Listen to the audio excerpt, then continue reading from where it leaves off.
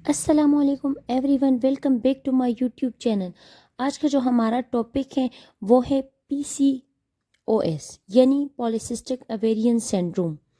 आज हम polycystic ovarian syndrome के बारे में बताएंगे। PCOS आज की जो ख़वातीन की रिप्रोडक्टिव सिस्टम है इनका सबसे बड़ा मसला है। हर चीज़ से 7 ख़वातीन में से 1 या 2 को PCOS हो सकती है। अब इसके लिए सबसे पहले ज़रूरी है कि आप नॉर्मल साइकिल को समझें ताकि आपको अंदाज़ा हो कि PCOS में क्या हो रहा है। नॉर्मल ये होता है कि ओवरी में कुछ एग्स जो है वो मैच्योर होना शुरू हो जाते हैं और आहिस्ता आहिस्ता जब वो बड़ी होती है तो पीरियड्स के तकरीबन 14वें या 15वें दिन जो है ना, ये एक पॉलिकल रप्चर होता है और एक रिलीज़ होता है। ठीक है, इसको हम ओवुलेशन कहते हैं।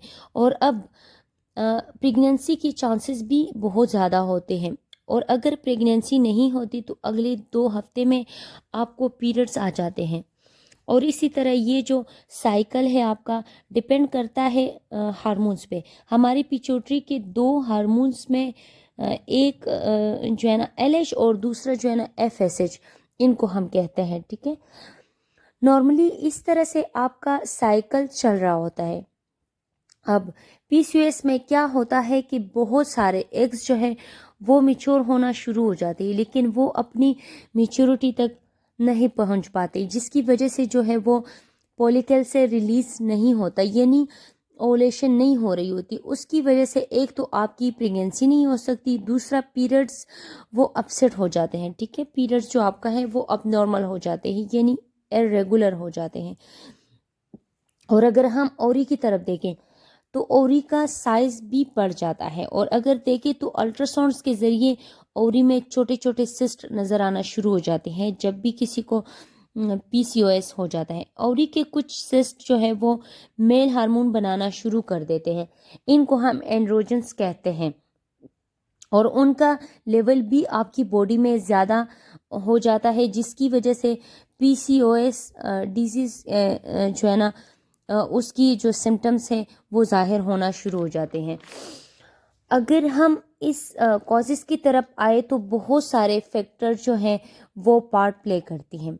उनमें से सबसे बड़ा फैक्टर यानी अगर है वो, अगर आपकी घर में अम्मी, खाला, बहन या फैमिली में किसी को भी PCOS होता है तो फिर आपको भी ये प्रॉब्लम हो सकती है और फैमिली में ही इनका एक सबसे बड़ा इशू होता है। और इसके अलावा अगर आपकी फैमिली में किसी को डायबिटीज़ की हिस्ट्री है वो भी एक फैक्टर है।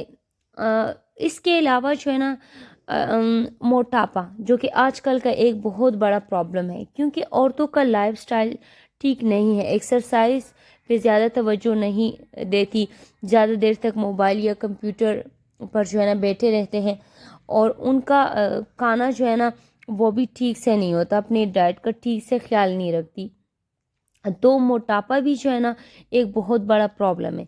इसके अलावा इंसुलिन की रेजिस्टेंस हो जाती है। आपका जो पेंक्रियास है, जब कार्बोहाइड्रेट्स हम खाते हैं तो वो ग्लूकोज में कन्वर्ट होता है, ग्लूकोज ब्लड में आता है और पेंक्रियास इंसुलिन बना रहा है। इंसुलिन जो है वो सेल्स के ऊपर एक्ट करती हैं जिसकी वजह से ये ग्लूकोज सेल्स के अंदर जाता है और एनर्जी के तौर पर हम इसको यूटिलाइज करते हैं। लेकिन जब इंसुलिन के अंदर रेजिस्टेंस हो तो ये सेल्स के ऊपर एक्ट नहीं करती और ब्लड के अंदर आपका ग्लूकोज लेवल भी ज़्यादा हो जाता है, इंसुलिन का लेवल भी ज़्यादा हो जाता है और आपकी जिस्म पर ज़्यादा चर्बी आना शुरू हो जाती है। ऐसे अगर जो है ना इसकी जो साइन सिम्टम्स है उस पे आए तो वो डिपेंड करता है कि मरीज़ किस स्टेज में आपके पास आया है। फ़र्ज़ करें जो छोटी बच्चियां है वो ज़्यादातर पीरियड्स की प्रॉब्लम की वजह से आपके पास आती है। तकरीबन 75% पीरियड्स की प्रॉब्लम की वजह से आती है। मसलन अगर किसी को पीरियड्स कम हो गए हैं या जल्दी जल्दी होना शुरू हो जाते हैं या किसी को 3-4 महीने नहीं होते और फिर जो है ना 3-4 مہینے کے بعد جب پیریڈز آتے ہیں، مینسز آتی ہے تو بہت زیادہ آتے ہیں. اس کی وجہ سے مریض کا جو سسٹم ہے وہ اپسیٹ ہو جاتا ہے. اور کچھ مریض موٹاپے کی وجہ سے آئے، اور کچھ بچیاں مطلب جس کے جسم پر بال آنے لگتے ہیں، یعنی وہ کسی کی فیس پر بال آ جاتے ہیں، کسی کی پیٹ پر، کسی کی ٹانگوں پر بہت زیادہ. یعنی جب میل ہارمون بنتا ہے تو ان کی ان جگہوں پر بال آنا شروع ہو جاتے ہیں. وہ تب بھی بال آنے کی صورت میں جو ہے نا وہ اپنے ڈاکٹر سے رجوع کرتی ہیں. اس کے علاوہ جو ہے نا اس میں ہم کچھ ٹیسٹ کرواتے ہیں، یعنی ہارمونل ٹیسٹ، جس میں FSH کا لیول، LH کا لیول اور ٹیسٹوسٹیرون کا لیول جو ہے نا وہ دیکھا جا سکتا ہے. الٹراساؤنڈ بھی ایڈوائز کی جا سکتی ہے، لیکن اس میں تقریباً 32% کیسز میں جن کے اندر اوریز میں چھوٹے چھوٹے سسٹ نظر نہیں آتی، اور کچھ لوگوں کی اوریز کلیئر بھی ہو سکتی ہے.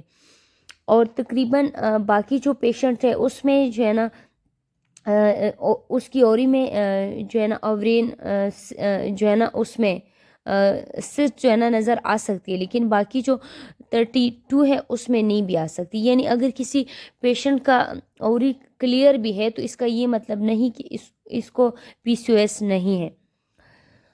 اور اگر PCOS ڈیزیز جو ہے نا کی ٹریٹمنٹ کے بارے میں بات کریں تو اس کا مین جو ہے نا فیکٹر ہے وہ ویٹ کو مینٹین کرنا، کیونکہ جیسے ہی آپ کا ویٹ کم ہوگا تو آپ کی اوولیشن ہونا شروع ہو جائے گی، جس سے پیریڈز کا مسئلہ بھی حل ہو جائے گا، اور جو لوگ کنسیو کرنا چاہتے ہیں تو وہ کنسیو کر پائیں گے.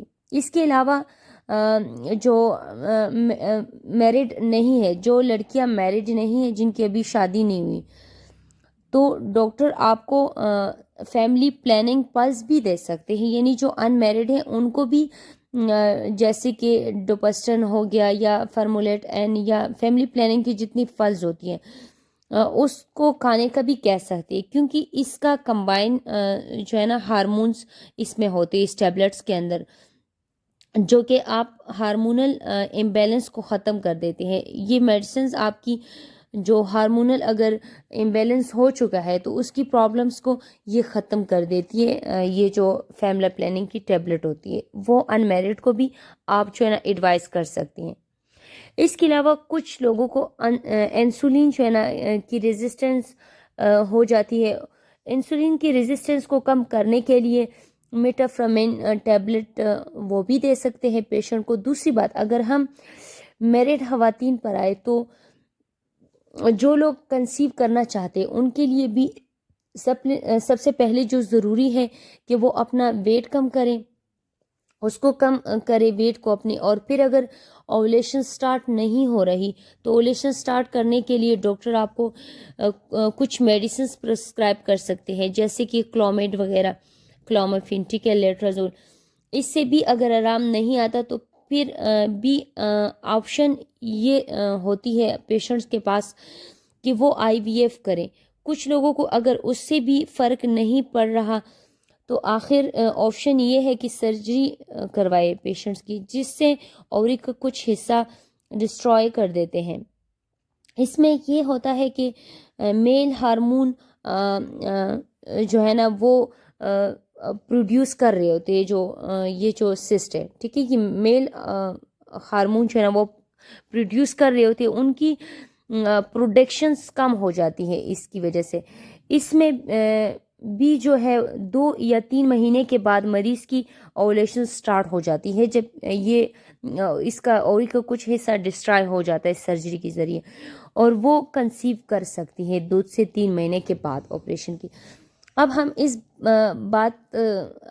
اس ٹاپک پہ بات کرتے ہیں کہ PCOS کے ساتھ عورتیں کنسیو کرتی ہے یا نہیں. تو ایسا نہیں ہے، اس میں بھی جو ہے نا کچھ پیشنٹ کنسیو کر سکتے ہیں، لیکن جب وہ کنسیو کرے تو ان کو بہت زیادہ خیال کرنے کی ضرورت ہوتی ہے، کیونکہ ان کے اندر مسکیریج کے بہت زیادہ چانسز ہوتے ہیں. اگر کسی کو PCOS کی بیماری ہے، یعنی پولیسسٹک ایوریین سنڈروم ڈیزیز ہے کسی کو، تو مطلب وہ کنسیو تو کر سکتی ہے لیکن ان کو مس کیریج ہونے کا خطرہ زیادہ ہے. دوسرا پری میچور لیبر بھی ہو سکتا ہے. کسی پیشنٹس کی جو ہے نا اس کو 6 7 8 مہینے میں جو ہے نا وہ پین لگ سکتی ہے, بچہ ڈیلیور ہو سکتا ہے. اور اس کے علاوہ ان کو جسٹیشنل ڈائبٹیز ہو سکتی ہے, یعنی اگر جیسے وہ کنسیو کرے تو اس کی فوراً کے بعد جو ہے نا اللہ نہ کرے خدا نہ خواستہ پیشنٹس کو شوگر ہو سکتے ہیں. تو ان چیزوں کا مریض نے خیال رکھنا ہے. باقی پی سی او ایس یعنی پالیسسٹک اویرین سنڈروم ڈیزیز میں بھی پیشنٹ کنسیو کر سکتے ہیں.